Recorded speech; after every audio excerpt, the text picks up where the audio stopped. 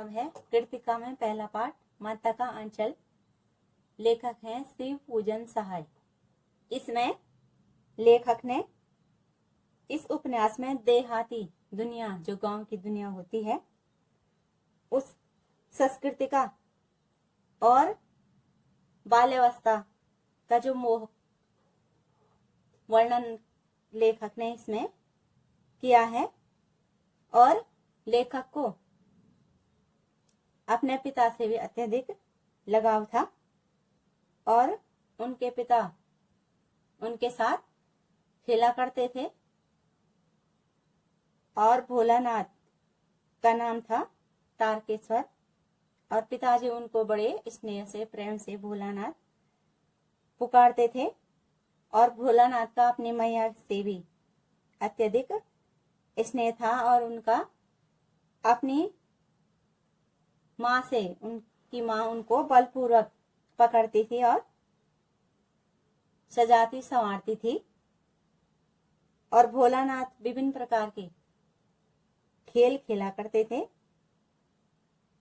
और मौसम तिवारी को चिढ़ाने पर शिक्षक द्वारा उनकी पिटाई भी होती है तथा पाठशाला की छुट्टी तथा साथियों के साथ खेल और शरारत आदि कार्य वो करते हैं। और फिर सांप का निकलना खेलते समय तथा भोलानाथ का घायल हो जाना तथा डर करके वो माँ की गोद में चले जाते थे और उनको भोलानाथ को भयभीत देख करके माँ भी उनके साथ रोने लग जाती थी और भोलानाथ का उपचार और सांत्वना उनको देती थी। भोलानाथ पुनः पिता के पास जाते थे और माँ से उनको केवल दूध पीने भर का नाता था। अब पाठ शुरू है कि जहां लड़कों का संग, संग मने साथ, तहां बाजे मृदंग, मृदंग मने एक प्रकार का वाद्य यंत्र।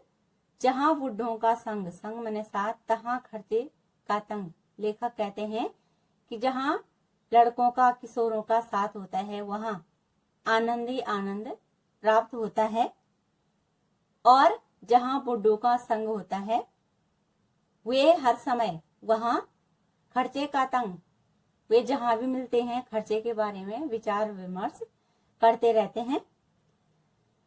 लेखक कह रहे हैं कि हमारे पिताजी तड़के माने प्रभात, सुबह उठ करके निपट नहा करके पूजा करने बैठ जाते, पूजा करते थे और हम बचपन से ही उनके अंग लग गए थे, उनसे अत्यधिक स्नेह करते थे। माता से केवल दूध पीने तक का नाता था, रिश्ता था, नाता माने रिश्ता। इसलिए पिताजी के साथ ही हम भी बाहर की बैठक में सोया करते थे। वह अपने साथ ही हमें भी उठाते और साथ ही नहला धुलाकर पूजा पर बिठा लेते। हम बबूत का तिलक लगा करके उनके साथ जब पूजा करते थे उस तिलक को हम भी लगा देते थे और उनको दिक करने लगते थे।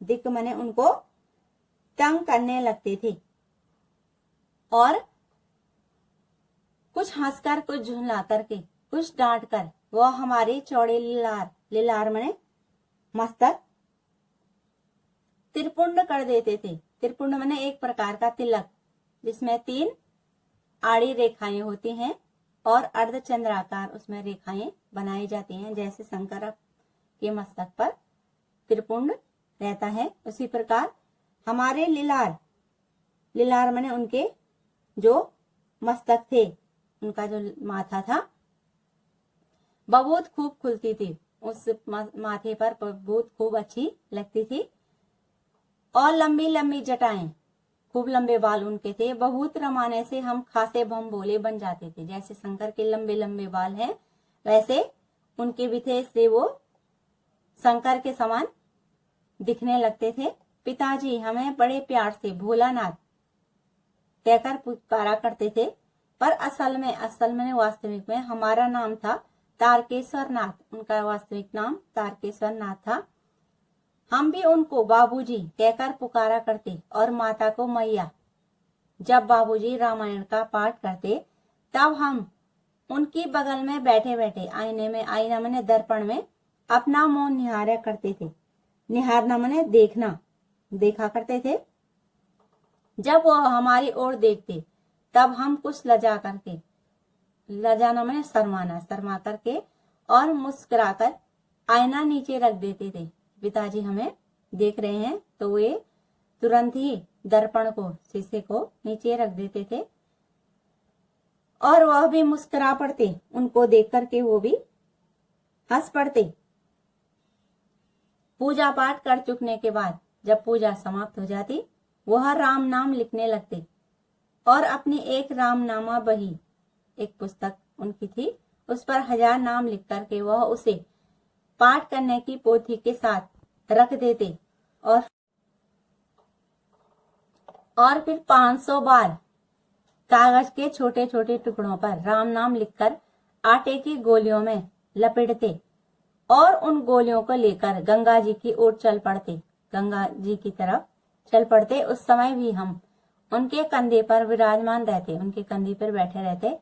जब वह गंगा में एक एक आटे की गोलियां फेंककर मछलियों को खिलाने लगते, तब भी हम उनके कंधे पर ही बैठे बैठे हंसा करते।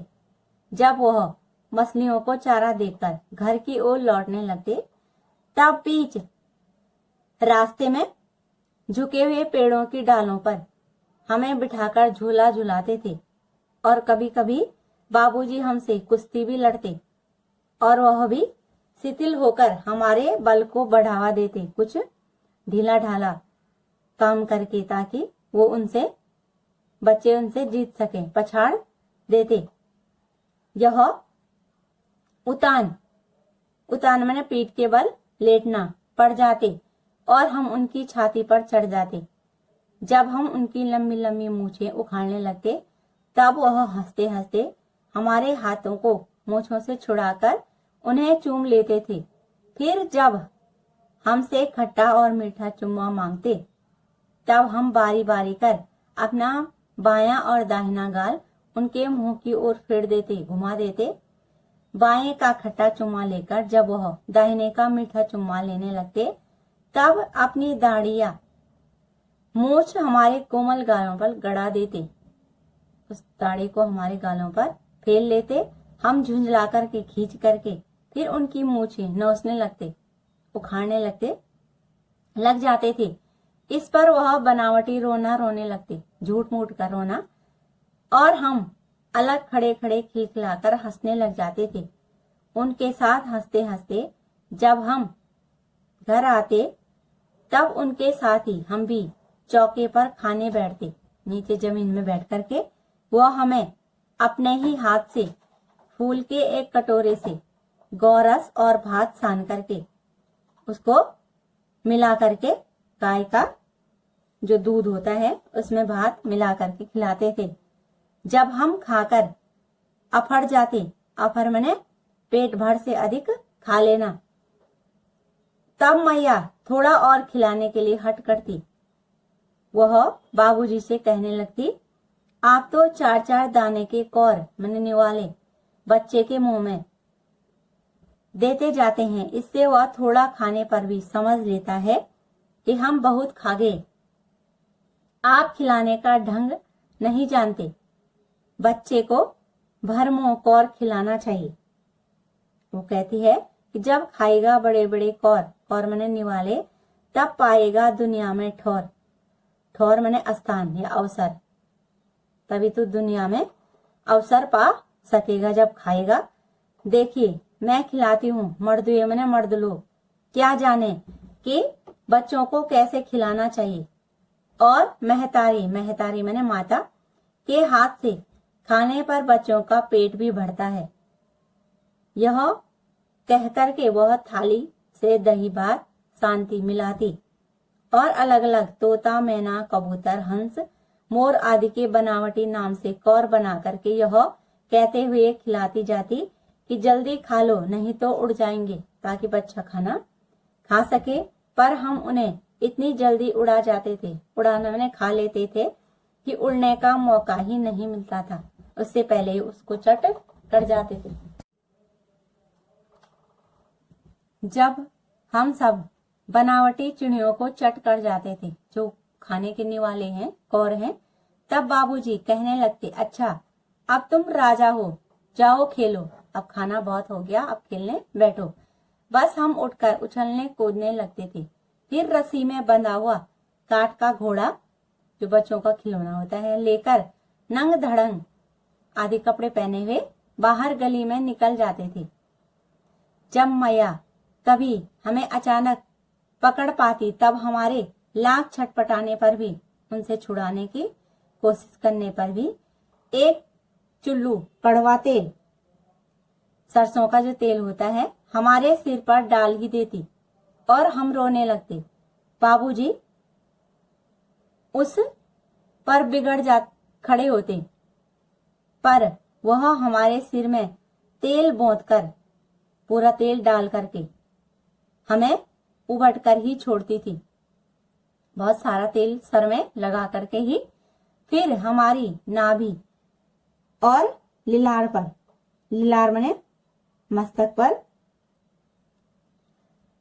काजल की बिंदी लगा करके चोटी गूंथती थी, जो लंबे बाल थे उनको बनाती थी, और उसमें फूलदार लट्टू बांधकर रंगीन कुर्ता टोपी पहना देती थी।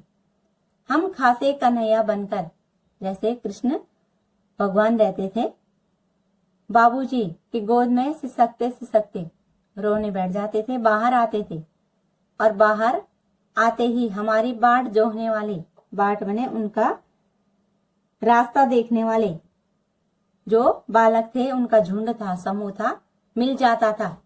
हम उन खेल के साथियों को देखते ही सिसकना भूल करके, जो रोना था वह भूल जाते थे और बाबूजी की गोद से उतर पड़ते थे, नीचे आ जाते थे और अपने हम जोलियों के दल में, जो उनके साथी थी, मिल करके तमाशे करने लग जाते थे। तमाशे भी ऐसे वैसे नहीं, तरह तरह के नाटक, अनेक प्रकार के नाटक। चबूतरे का एक कोना ही नाटक घर बनता था, जैसे बच्चे गाँव में खेल खेला करते थे। और बाबूजी जिस छोटी चौकी पर बैठकर नहाते थे, वही रंगमंच बनती थी, जहाँ से नाटक शुरू होता था। उसी पर सरकंडे के एक नरकट जाति का पौधा होता है, उसके खंभे बनाए जाते और कागज का चंदोया, छोटा सा सामियाना तान करके मिठाइयों की दुकान लगाई जाती। उसमें चिलम के खोचे पर लकड़ी के थालों से ढेले के लड्डू और पत्तों की पूरी कचौड़ियां, गीली मिट्टी की जलेबियां, फूटे घड़े के टुकड़े के बतासे आदि मिठाइयां सजाई जाती। ठीकरों के बटखरे, और बटखरा माने तोलने का जो मान होता है, वह जस्ते के छोटे छोटे टुकड़ों के पैसे बनते। हम ही लोग खरीदार माने खरीदने वाले, और हम ही लोग दुकानदार भी होते थे। बाबूजी 2-4 गोरख पुरिये पैसे खरीद लेते थे, और ताकि बच्चे खुश हो सकें। और थोड़ी देर में मिठाई की दुकान बढ़ा करके, उसको बंद करके हम लोग घरौंदा बनाते थे। अब घर बनाना शुरू हो गया और धूल की मेन दीवार बनती और तिनकों का छप्पर, दातून के खंबे जिसे दांत साफ करते हैं, दिया सलाई, पेटियों के किवाड़, जो माचिस की तिल्लियां होती हैं, उनके दरवाजे बनते थे। घड़े के मुहड़े की चूल्हा चक्की और दिए की कढ़ाई, और बाबूजी की पूजा वाली आचमनी कलछी, जो कड़छी होती है, वह बनाई जाती थी। पानी के घी, धूल के पिसान, पिसान माने अन्न का पिसा हुआ बारीक चूर्ण, और बालू की चीनी से हम जोनार, जोनार माने भोज या दावत तैयार करते थे। और हम ही लोग जोनार करते थे, दावत करते थे, और हमें लोगों की जोनार बैठती थी, दावत बैठती थी। जब पंगत बैठ जाती थी, लाइन में बैठ जाते थे, तब बाबूजी भी धीरे से आकर के पांत के अंत में जो पंक्ति है उनकी, बच्चों की जीमने के लिए भोजन करने के लिए बैठ जाते थे और उनको बैठते देखते ही हम लोग हंसकर घरौंदा बिगाड़ करके जो उन्होंने घर बना रखा था भाग चलते थे। वह भी हंसते हंसते लोटपोट हो जाते। अपनी हंसी को वो रोक नहीं पाते थे और कहने लगते, फिर कब भोज होगा? भोज मैंने कब दावत होगी भोलानाथ, तुम फिर कब दावत हमें कराएंगे?